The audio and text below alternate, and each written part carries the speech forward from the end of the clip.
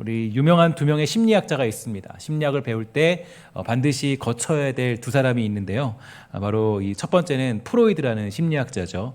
심리학을 배울 때 프로이드를 배우지 않으면 심리학이 진행될 수가 없기 때문에 그는 심리학의 아버지와 같은 존재라고 그렇게 말하고 있습니다. 잘 아는 것처럼 이 트라우마라는 논리는 이 프로이드가 이제 가지고 있는 가장 중요한 논리인데요. 이 트라우마는 어떤 상처와 같은 큰 일을 겪으면 이제 그것이 이제 계속 남아 있어서 우울증에 빠지기도 하고 또 정신질환에 걸리기도 하고 또 이 트라우마 때문에 여러 가지 어떤 이 고통들을 겪게 되는 게 트라우마라고 얘기합니다. 그래서 이 많은 사람들이 이 무슨 일이 있을 때마다 이런저런 트라우마가 있다라고 말하기도 하는데요. 반면에 이 프로이드의 이론을 반박한 사람이 한 명 있죠. 제가 굉장히 좋아하는 심리학자인데요. 바로 아들러라는 학자입니다. 저는 심리학자 중에서 이 아들러라는 학자를 가장 좋아하고 또 이 아들러라는 학자의 내용을 굉장히 지지하는 편인데 이 사람은 재미있게도 이 프로이드의 수제자 중 한 사람이었습니다. 그런데 그 아들러는 이 트라우마라는 논리를 완전히 반박해 버렸죠.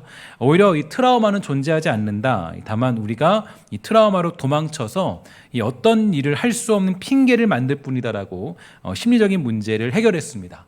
이렇게 그 아들러와 프로이드는 이 제자와 스승의 관계이지만 서로 다른 논리를 펼치게 됨으로써 이 심리학을 발전시키게 됩니다. 사실 저는 이 프로이드보다는 이 아들러의 논리를 조금 더 지지하는데요. 그러니까 트라우마는 존재하지 않는다. 그것은 좋은 핑계가 될 뿐이다라고 그런 생각을 저는 믿음적으로 신앙적으로 가지고 있습니다. 오늘 본문에 등장한 아비멜렉에게도 약점이 한 가지 있었어요. 어떤 약점이냐면 바로 그가 첩의 자식이었다는 것을 우리는 알 수가 있죠. 그래서 이 세겜 사람들의 도움을 받아서 형제 70명을 한꺼번에 물리치고 자기가 왕이 된 사람이 바로 이 아비멜렉입니다. 그 약점을 극복하기 위해서 악한 방식으로 자신이 왕이 된 것입니다.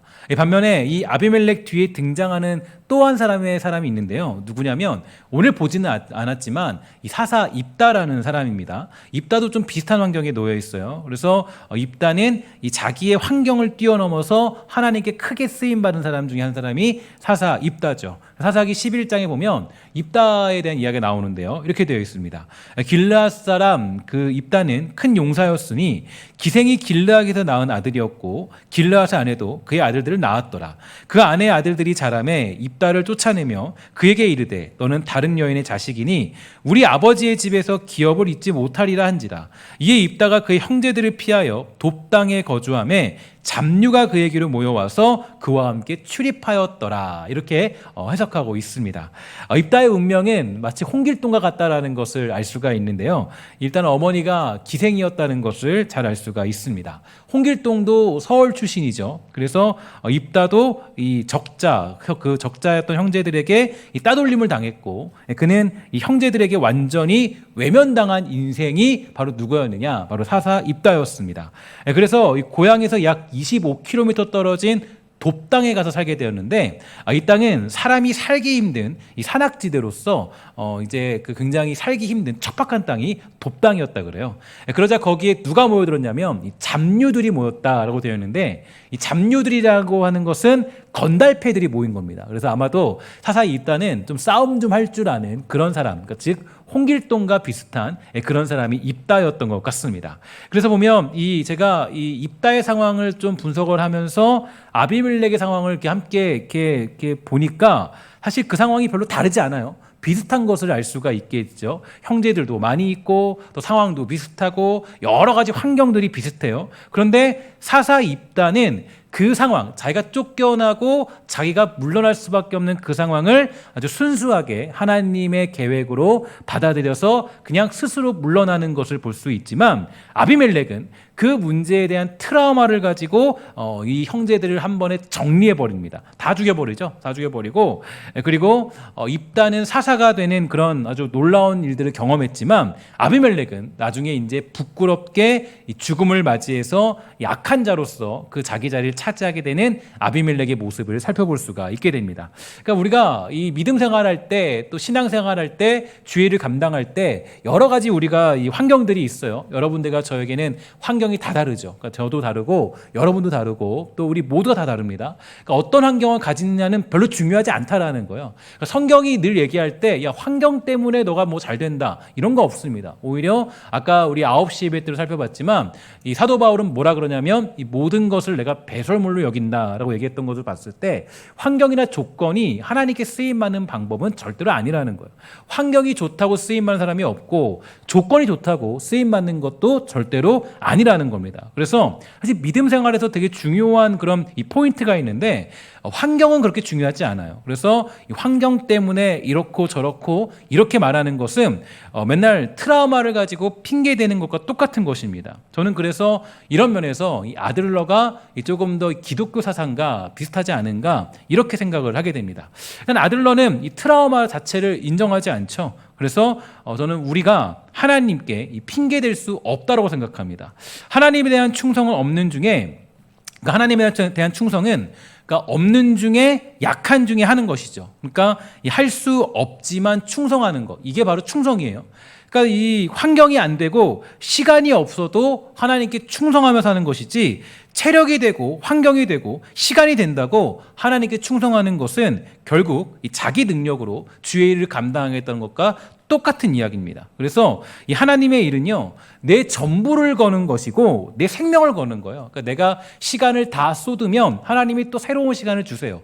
내가 하나님께 체력을 다 쏟으면 하나님이 또 다른 체력을 주세요. 근데 이게 우리가 잘 안 돼요. 그래서 조절하고 사실 그게 아니에요. 하나님의 일을 감당할 때는 내가 없는 중에, 내가 부족한 중에, 환경이 안 되는 중에 충성하는 것입니다. 이게 그럴 때 하나님의 역사가 일어나게 되는 거예요. 그러니까 원수를 만나도 원수에게 줄임목을 채워줄 수 있는 것이 바로 충성이에요. 그러니까 원수를 만나면 보통 뭐 해야 돼요? 그 사람을 죽여야죠. 칼로 찔리거나 아니면 그 사람들을 뭐 버리거나 뭐 아주 멸시하거나 이게 맞잖아요. 원수를 만나도 원수에게 줄임목을 채워줄 수 있는 것이 바로 충성이라는 거예요. 마음에 들지 않은 사람이 있어도 사랑하는 게 충성이죠. 사랑할 만해서 사랑하는 것은 너도 할 수 있고 나도 할 수 있어요. 하지만 사랑할 수 없는데 사랑하는 것은 아무나 할 수 없고 오직 믿음이 있는 사람만이 걸어갈 수 있는 길이 되는 거예요. 아비멜렉이나 입다나 상황은 비슷했지만 그것으로 핑계댈 수 없습니다. 야, 내가 이렇게 뭐 기생의 자녀고 내가 첩의 자식이니까 나는 이렇게 될 수밖에 없어. 이거는 말이 안 된다는 거죠. 어떤 사람은 이 자기 인생 망친 게요, 맨날 어렸을 때 만난 선생님 때문이라고 그럽니다. 선생님이 어떻게 했고 선생님이 나를 안 늙고 누구 때문에 그 사건 때문에 내가 이렇게 되었다고 원망해요. 하지만 그 모든 것을 주관하시는 하나님의 선하신 계획으로 보면 우리는 충분히 그 문제를 극복하고 선한 길로 갈 수 있는 것 아니겠습니까? 오늘 저와 여러분들은 어떻습니까? 혹시 하나님께 숨을 만한 핑계거리를 찾아서 우리가 도망치고 있지는 않습니까? 그 핑계를 버리고 여러분 충성하는 것이 우리 믿음의 길의 모습입니다. 하나님의 선하신 길에 최선과 열심을 다하여서 살아가십시오. 그것이 진정한 믿음의 사람이 가야 될 길이 되는 겁니다. 이 불우한 환경 때문에 인생을 포기한다면 잘못된 생각이죠. 요셉도 보세요. 하나님을 향한 믿음이 있으니까 끝까지 버티고 견디는 겁니다. 이게 복음이에요. 우리는 환경의 지배를 받지 않습니다. 사사 입다에게는 믿음이 있었고 그 믿음으로 자기의 트라우마나 상처를 완전히 극복해버린 사람이 사사 입다였어요. 11장 9절 이렇게 얘기합니다. 입다가 길르앗 장로들에게 이르되 너희가 나를 데리고 고향으로 돌아가서 암몬 자손과 싸우게 할 때 만일 여호와께서 그들을 내게 넘겨주시면 내가 과연 너희의 머리가 되겠느냐 하니 이렇게 고백합니다. 그러니까 입다는 환경이 불우한 건 사실이었어요. 외면당한 인생은 분명했습니다. 그렇게 분노를 가지고 형제들을 살해하거나 반란을 일으키기에 충분했죠. 하지만 그는 하나님을 믿고 선한 길을 택한 사람이었습니다. 그것이 오늘 우리가 보고 있는 아비멜렉과는 전혀 다른 사사 입다의 모습이죠. 오늘 저 여러분들에게 사사 입다와 같은 믿음이 여러분들에게 있게 되기를 주의 이름으로 간절히 소망합니다. 그래서 문제와 환경 속에서도 능히 하나님의 선하심으로 주어진 일들을 풀어내는 기적의 역사가 여러분들에게 나타나게 되기를 주의 이름으로 간절히 축원합니다. 이것이야말로 우리가 회복해야 될 믿음의 이런 야성들이에요. 사사기에서 아비멜렉 같은 사람이 등장하게 된 배경은 어디 있는지 아십니까? 우리가 좀 이 아비멜렉을 통해서 좀 눈여겨볼 수 있는 것은요, 여러분과 제가 이 믿음 생활 잘해야 된다는 것을 알 수 있어요. 그러니까 아비멜렉이 등장한 이유가 있는데 그가 아주 악한 사람이었잖아요. 근데 잘 아는 것처럼 사실 이 아비멜렉이 등장했던 이유는 아버지 기드온 때문이었습니다. 그러니까 기드온이 조금 누리고 가지며 자리를 잡게 되니까 그게 다 자기 힘으로 얻은 줄 생각하고 왕이 되려고 했어요. 그래서 이 자기 아들 이름도 뭐라고 졌냐? 아비멜렉이다 이렇게 졌습니다. 아비멜렉의 뜻이 뭐냐면 아버지는 왕이시다 이런 내용이에요. 그러니까 사실 사사는 왕이 아니죠. 사사는 왕이 아니라 사사는 그 재판관입니다. 그런데 이 왕이다라고 표현된 그런 단어를 사용하는 거예요. 그래서 아비멜렉은 왜 이렇게 악해졌냐 보면 아버지 기드온을 보고 배운 거예요. 그래서 여러분 자녀가 있다면요, 언제나 이 믿음의 신실함을 보여주도록 힘써야 됩니다. 내가 악하게 살면 자녀도 악하게 살 확률이 높죠. 내가 믿음 생활을 제대로 하지 않으면 자녀도 제대로 감당하지 않을 가능성이 많이 있습니다. 제가 사실 경험했던 일이 있는데요. 언젠가 이 청소년 캠프를 제가 진행하고 있는데 그때 이 누군가가 저를 찾아왔어요. 찾아와서 저랑 상담을 했습니다. 상담을 했는데 그때 이 친구가 이렇게 얘기해요. 자기는 이 교회 나오는 게 너무 거북스럽대요. 그 아이가 얘기하기를 거북스럽다 그래요. 그 정말 뭐 고등학교밖에 되지 않았는데 거북스럽다. 자기는 나오기 싫었는데 캠프도 이 억지로 왔다는 거예요. 그래서 그 이유에 대해 물어봤어요. 그 이유가 굉장히 타당성이 있어 보였습니다. 왜냐하면 이렇게 얘기하는 거예요. 교회를 다니다 보면 교회에 목사는 이게 문제래요. 뭐 저게 문제고 저게 문제래요. 그런데 또 장로도 이게 뭐가 문제래요. 권사도 이렇게 뭐 문제가 있대요. 집사도 저게 문제가 있대요. 아니 고등학생이 저에게 얘기하는데 교회의 문제는 다 알고 있어요. 이거 어떻게 알고 있냐. 그래서 이 사람이 이 친구가 그때 얘기했던 말이 똑똑히 기억나요. 뭐라고 하냐면 이렇게 얘기합니다. 교회는 매우 나쁜 집단이래요. 자기는 그래서 교회를 나오기 싫다 그러는 거예요. 그럼 왜 그러냐. 근데 그 고등학생이 그렇게 이제 교회를 막 거북스럽게 다니고 이제 막 이렇게 나온 지 얼마 안 된 그런 친구인데 어떻게 막 끌려간 거예요. 어떻게 교회의 그 사정들을 다 알고 있을까 보니까 알고 보니까 그 청년의 아버지가 그 어떤 교회 장로님이시래요. 근데 교회 얘기를 집에서 그렇게 많이 한다라는 거예요. 그러니까 어렸을 때부터 맨날 들은 게 뭐냐면 교회 문제라는 거예요. 아, 교회 장로님들은 이런 사람이야. 교회 목사님이 이런 사람이야. 저 사람이 이런 사람이야. 그러니까 늘 자기 인식에는 뭐냐면 교회는 늘 문제 있는 집단이라는 거예요. 교회는 문제 있는 집단이 나는 교회 안 나간다는 거예요, 교회를.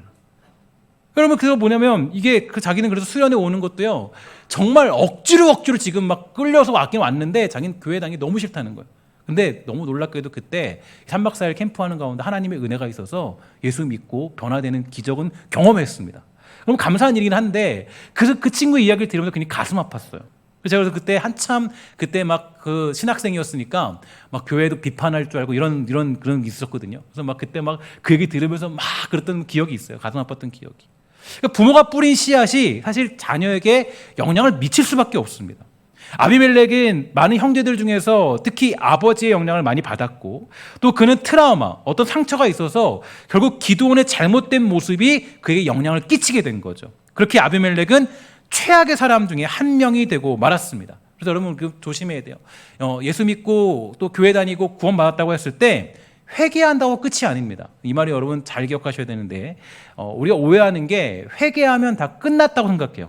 회개하면 용서받고 사라지는 것이 아니라 대부분의 경우가 하나님은 우리에게 그 문제에 대해서 책임을 지고 살아가도록 하십니다. 그러니까 우리가 저지른 그런 어떤 이 죄악의 씨앗들은 반드시 하나님이 보게 하시는 경우가 많이 있다라는 거예요.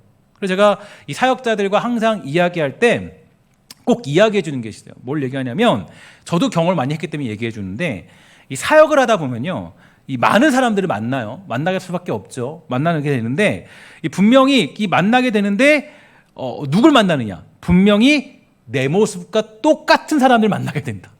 그러니까 내가 제가 이제 기억나는 게 제가 언제 그걸 깨달았냐면 제가 이 주일학교 때요, 이 굉장히 그 설교를 누가 하시면 아직도 기억나요.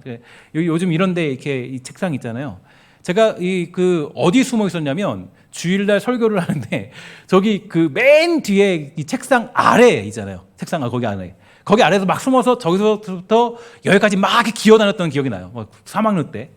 근데 너무 놀란 건 제가 유설모 사역을 하는데 그런 친구가 똑같이 있는 거예요. 똑같이 그 친구들 막 돌아다니는 거 아래로 막. 하나님이 똑같이 보게 하시는구나. 그러니까 하나님은 언제나 그렇게 보게 하시고 깨닫게 하시더라고요. 그래서 하나님께서는요, 어쨌든 그 저지른 죄악에 대해서 책임을 지게 하십니다. 그리고 알게 하시죠. 야, 너가 저지른 문제에 대해서 내가 반드시 널 깨닫게 하신다. 왜냐? 하나님의 목적은 어디 있냐면 우리가 하나님 앞에 올바르게 살아가는 게 목적이기 때문에 그래요. 그래서 우리가 뿌린 죄악의 씨앗들은 사실 이게 하나님께 용서는 받지만 그게 사라지는 게 아니에요. 내가 볼 수밖에 없어요. 하나님이 보게 하세요. 그래서 알게 하시죠. 그래서 그 죄악에 대한 책임을 우리가 지며 살아갑니다. 그래서 여러분 보통 영화들 보면요, 기독교 비판할 때 나는 회개했으니까 괜찮아요 이렇게 얘기하는 사람들 있잖아요. 그 사람들이 그 기독교에 대해서 잘못 본 거예요. 기독교는 그런 게 없어요. 기독교는 사실 그 죄에 대한 책임을 하나님이 철저히 물으십니다. 그래서 깨닫게 하시고 알게 하세요. 여러 방면으로.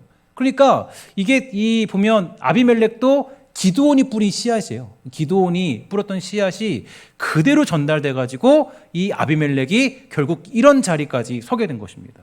그래서 결국 그는 자기 일에 대한 또 아비멜렉도 똑같죠. 아비멜렉도 똑같이 그 자기 일에 대한 대가를 받게 되는데 사사기 9장 53절부터 54절입니다. 이렇게 되어 있어요.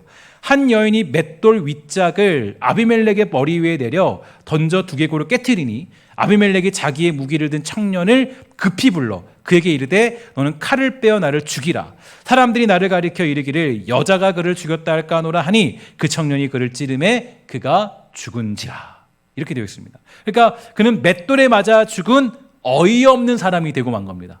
굉장히 이 불쌍한 죽음이죠. 그러니까 이 죄의 결과를 받게 됐는데 사실 이 아비멜렉은요, 이 맷돌에 맞아 죽은 것 자체가 말이 안 되는 사람이에요. 가알이 반란을 일으켰을 때도 전혀 타격을 입지 않았고 문제가 되지 않을 정도로 자신감과 능력을 가지고 있던 사람이 바로 이 아비멜렉입니다. 또한 48절을 보면요, 이 자신에게 반란을 일으킨 패병들을 그냥 두지 않았어요. 어떻게 죽이냐면 잘 보세요. 아비멜렉 및 그와 함께 있는 모든 백성이 살몬산에 오르고 아비멜렉의 손에 도끼를 들고 이 나뭇가지를 찍어 그것을 들어올려 자기 어깨에 메고 그와 함께 있는 백성에게 이르되 너희는 내가 행하는 것을 보나니 빨리 나와 같이 행하라 하니 모든 백성들도 각각 나뭇가지를 찍어서 아비멜렉을 따라 보루 위에 놓고 그것들이 얹혀있는 보루에 불을 놓음에 세겜 망대에 있는 사람들이 다 죽었으니 남녀가 약 1000명이었더라. 이렇게 되어 있습니다. 그러니까 매우 잔혹하게 이 패잔병들을 죽였는데 사람들이 도망치니까 아비멜렉이 망대 밑에다가 장작을 쌓아놓고 불을 지른 겁니다. 불을 질렀는데 그렇게 불에 타 죽은 사람이 몇 명이었냐? 1000명이었어요. 아비규환이겠죠. 굉장히 무서운 일이 벌어진 겁니다. 그리고 소금을 쳤다는 것은요, 그들에게 조금도 남기지 않고 조금의 어떤 소망도 희망도 남기지 않고 완전히 멸망시켰다라는 거예요. 무서운 사람이 아비멜렉이. 아주 피도 눈물도 없는 사람이 아비멜렉입니다. 그래서 이 사람은 피의 통치로 이룬 장본인이었습니다. 그는 무서운 사람이었고 냉혈한 같은 통치자였죠. 그런데 그렇게 무서운 사람의 죽음 보세요. 아주 대단하게 사람들을 죽이고 엄청난 힘으로 통치한 사람인데 그의 죽음을 보면 너무 허망한 죽음입니다. 하나님은 그에게 있어 가장 수치스러운 죽음을 맞이하게 하신 거죠. 성경에 보면요, 매우 수치스럽게 죽은 인물들이 한 명 있는데요, 바로 골리앗입니다. 골리앗 기억나시나요? 그의 등장은 무섭죠. 대단한 인물이에요. 모든 이스라엘 백성들이 도망칠 정도로 대단한 장수였습니다. 그런데 그의 죽음 보세요. 얼마나 비참한지. 작은 소년 다윗이 던진 물맷돌이 투구 사이에 박혀서 죽었습니다. 여러분, 칼싸움하다가 장수가 죽을 수 있겠죠. 칼로 막 싸우다가 호각을 잃어서 야, 저기 대단한 장수가 있더라, 저 장수에게 난 죽었다 하면 명예롭게 죽을 수 있을 거예요. 그런데 골리앗의 죽음 보세요. 그 골리앗의 죽음은 어떤 장수에게 칼로 죽은 것이 아니라 소년 다윗이 던진 돌멩이에 맞아서 투구 사이에 박혀서 아주 치졸 아주 불쌍하게 죽은 사람이 골리앗입니다. 하나님이 그 대가를 치르게 하신 거예요. 골리앗이 어땠어요? 길에 등등하게 하나님 욕하고 모욕하고 하나님에 대해서 정말로 막 저주했던 사람이 골리앗이 아니겠어요? 하나님이 갚으신 거예요. 그러니까 여러분, 우리 결격하셔야 돼요. 하나님은요 절대 그런 거 그냥 넘어가지 않으세요. 우리를 그냥 야, 너 회개했으니까 내가 용서해 줄게, 야, 너 교회 나와서 용서해 줄게, 너 이해해 줄게. 물론 하나님은 넓은 품으로 우리를 맞이해 주시죠. 그러나 여러분, 어떤 부모가 자녀가 잘못된 길을 가는데 그냥 두겠습니까? 잘못된 길을 가면 때려서라도 옳은 길로 가도록 만드는 게 부모의 마음이에요. 하나님도 똑같아요. 왜 우리가 그냥 넘어가지 않느냐? 그 문제를 가지고 깨닫도록 하시기 위해서 하나님이 알게 하시는 거예요. 그러니까 내가 상처 주는 말을 누구에게 하면 그 상처가 누구에게 와요? 다시 나에게 돌아오는 거예요. 내가 만약에 누구를 괴롭히면 그 괴롭힘이 나에게 어떤 방향으로든 돌아오게 되는 거예요. 그래서 이거 조심하셔야 돼요. 그래서 결국 하나님은 자신을 모욕한 골리앗에게 그렇게 갚으십니다. 특히 오늘 본문 28절과 29절을 보면 이렇게 얘기합니다. 에벳의 아들 가알이 이르되 아비멜렉은 누구며 세겜은 누구이기에 우리가 아비멜렉을 섬기리요. 그가 여룻바알의 아들이 아니냐. 그의 신복은 스불이 아니냐. 차라리 세겜의 아버지 하몰의 후손을 섬길 것이다. 어찌 아비멜렉을 섬기리요. 이 백성이 내 수하에 있었더라면 내가 아비멜렉을 제거하였으라 하고 아비멜렉에게 이르되 내 군대를 증원해서 나오라 하니라.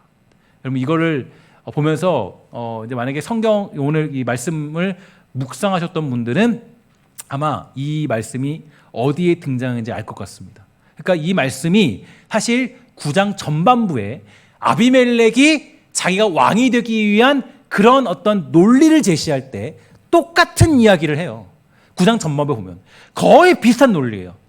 그러니까 여러분, 지금 아비멜렉에게 반란을 일으키는 이 세력도 아비멜렉과 똑같은 논리를 가지고 바로 이 세력이 일어나게 된 것입니다. 그래서 아비멜렉이 이런 논리를 가지고 세겜 사람들을 충동하여서 왕권을 차지하게 된 거죠. 그런데 지금 가알이 아비멜렉의 논리를 그대로 사용하여서 반란을 꾀하고 있습니다. 특히 사사기 9장은 이 부분에 대해서 강력히 밝혀주고 있는데요. 23절과 24절에 보면 이렇게 말합니다. 그때 하나님이 악령을 보내셔서 아비멜렉과 세겜 성읍 사람들 사이에 미움이 생기게 하시니 세겜 성읍 사람들이 아비멜렉을 배반하였다. 하나님은 아비멜렉이 여룻바알의 아들 70명에게 저지른 포악한 죄가를 이렇게 갚으셨는데, 보면 뭐라 그래요? 갚았다 그래. 하나님 갚으신 거예요. 자기 형제들을 죽인 핏값을 아비멜렉에게 그리고 형제들을 죽이도록 아비멜렉을 도운 세겜 성읍 사람들에게 갚으신 것이다 라고 합니다. 갚았다라는 것은 하나님이 그냥 일으킨 사건이 아니라 아비멜렉이 저지른 일에 대해서 그대로 하나님이 갚았다라는 거예요. 자, 그러니까 우리가 할 수 있는 게 있어요.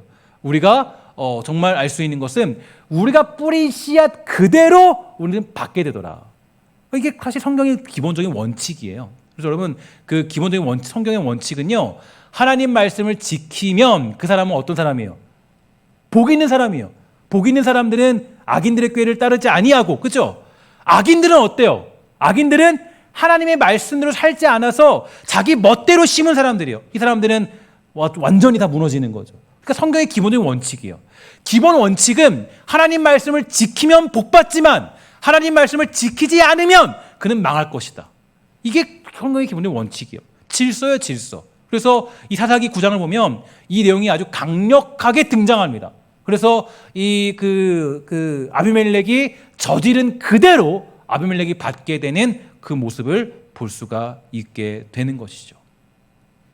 여러분, 이 땅 살아갈 때 우리가 예수를 믿어도요, 세속적인 방법으로 성공할 수 있습니다. 소위 말해서 남의 등 쳐먹고 내가 살아갈 수 있어요. 예수 믿어도. 그럴 수 있겠죠. 예수 믿으면서도 악하게 살아갈 수 있어요. 그러나 여러분, 한 가지 기억할 필요가 있습니다. 하나님이 갚으신다는 것을 우리는 잊지 말아야 돼요.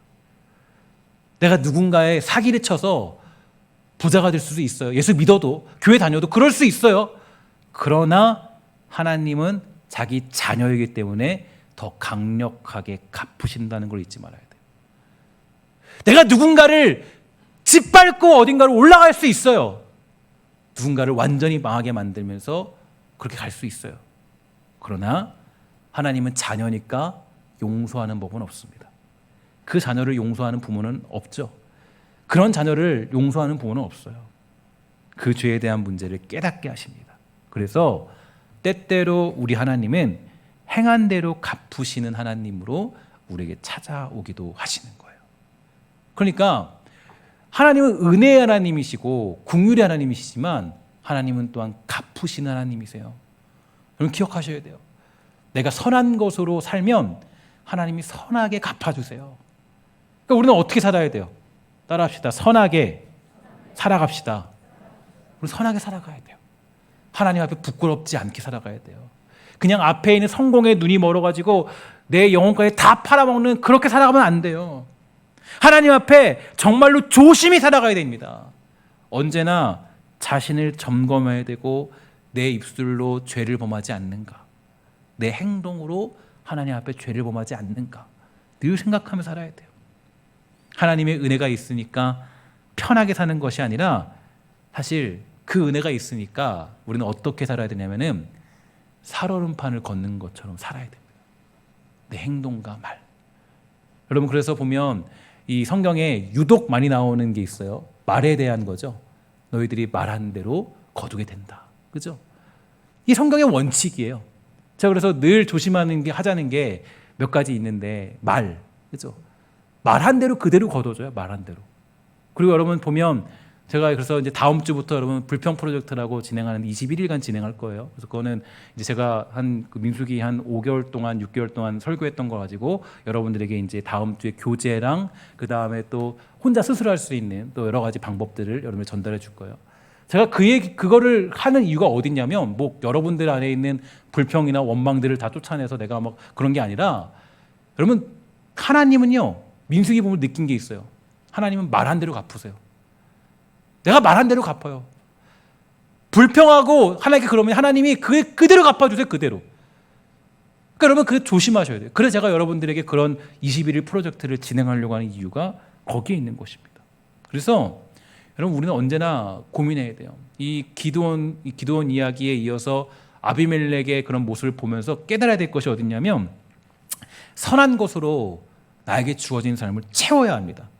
여러분 그래서 이런 일들을 위해서 기도하십시오. 그리고 말씀을 생명처럼 사랑하세요. 이건 우리가 승리하는 유일한 방법이고 선한 길을 걷게 되는 지름길이 바로 기도와 말씀에 있기 때문입니다. 시편 1편입니다. 우리 너무 잘 아는 말씀이니까 우리 한번 다 같이 결단하면서 또 다시 마음에 새기면서 한번 다 같이 1편 1절부터 6절까지 다 같이 함께 읽어보도록 할게요. 시작. 복 있는 사람은 악인들의 꾀를 따르지 아니하며 죄인들의 길에 서지 아니하며 오만한 자들의 자리에 앉지 아니하고 오직 여호와의 율법을 즐거워하여 그의 율법을 주야로 묵상하는도다. 그는 시냇가에 심은 나무가 철을 따라 열매를 맺으며 그 잎사귀가 마르지 아니함 같으니 그가 하는 모든 일이 다 형통하리로다. 악인들은 그렇지 아니하며 오직 바람에 나는 겨와 같도다. 그러므로 악인들은 심판을 견디지 못하며 죄인들이 의인들의 모임에 들지 못하리로다. 무릇 의인들의 길은 여호와께서 인정하시나 악인들의 길은 망하리로다. 아멘. 이게 우리의 진리예요, 진리. 마지막에 뭐라 그래요? 무릇 의인들의 길은 여호와께서 인정하시나 악인들의 길은 어떻게 된다고요? 망할 수밖에 없어요. 그러니까 악인들의 성공을 우리가 부러워할 이유가 있습니까? 없습니까? 이유가 없어요. 악인들의 성공을 우리가 부러워할 이유도 없고 악인들이 되어서 악인들처럼 살아가서 성공을 쟁취할 이유도 없다라는 거예요.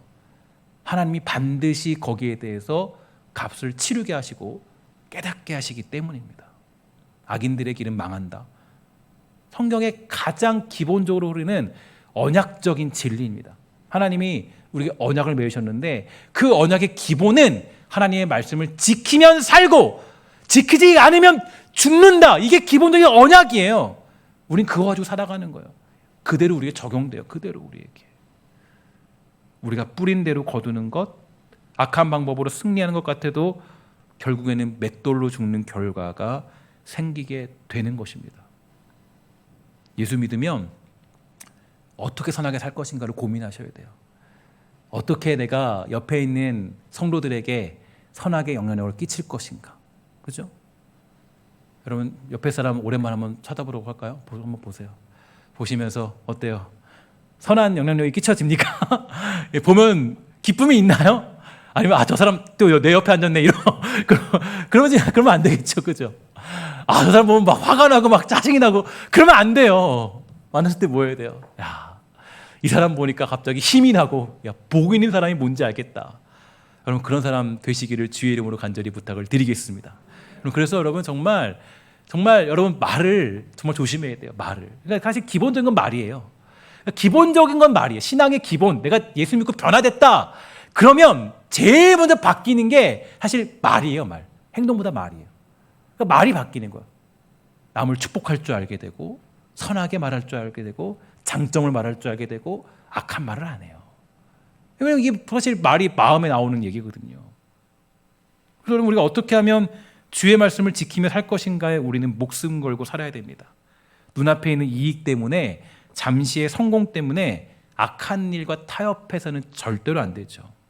하나님이 다 아시고 보시며 깨닫게 하시는 때가 오기 때문입니다.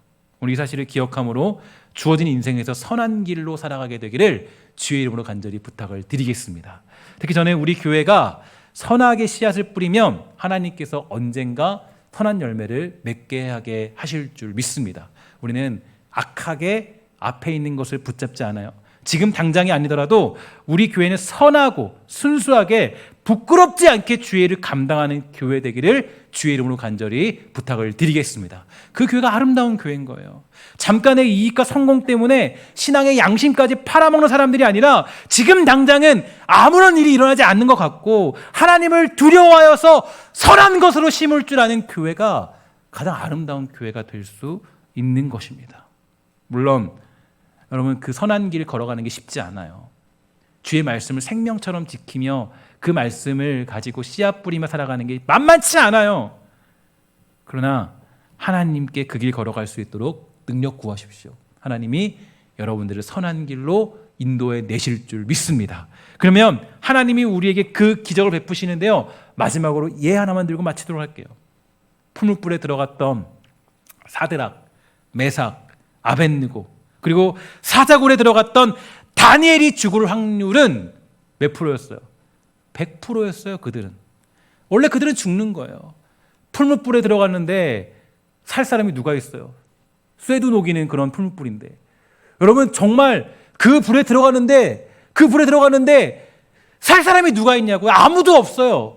그런데 하나님께서 그 생명 걸고 살아가는 그 다니엘과 사드락, 메삭, 아벳느고 사자굴에서 다 건지시고 하나님이 살려주셨잖아요.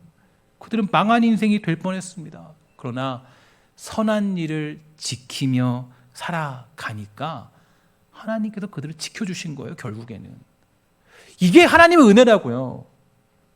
결국 하나님이 우리를 승리토록 하세요. 선한 길을 걸어가면. 시편 3편 6절입니다. 우리 함께 읽도록 하겠습니다. 시작. 천만인이 나를 애워싸 진친다 하여도 나는 두려워하지 아니하리이다. 아멘. 선한 일은 이렇게 하는 거예요. 주의 일은 이렇게 하는 거라고요. 하나님의 일은 이렇게 하는 거예요. 주의 말씀을 지키는 것은 천만인이 나를 애워싸서 나를 죽인다 할지라도 하나님 내가 두려워하지 않고 그 길 제가 걸어가겠습니다. 그게 우리가 가는 길이 되는 것입니다. 오늘 이러한 시편 3편 6절의 자신감이 우리 믿음의 사람들에게 주어지게 되기를 주의 이름으로 간절히 부탁을 드리겠습니다. 그리고 우리 서로를 위해 기도합시다. 우리의 명예와 자존심은요, 여러분 그리스도의 자존심은요 세상에서 잘 되는 게 아닙니다.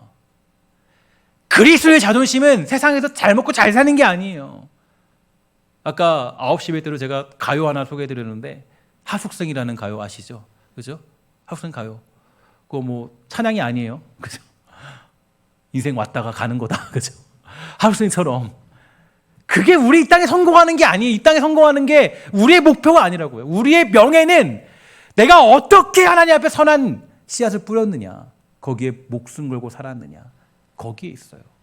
그게 우리의 명예고 자존심이에요. 우리의 명예나 자존심을 잠깐의 이익 때문에 팔아먹지 마시고 하나님 앞에 선하게 우리 아름답게 쓰임받기로 결단하는 그게 힘들어도, 그것이 만약에 저 정말 그 다니엘처럼 사자굴에 들어가는 거고, 또 사드락 메삭 아벳느고처럼 그 풀무불에 들어가는 길이라 할지라도 두려워하지 마세요.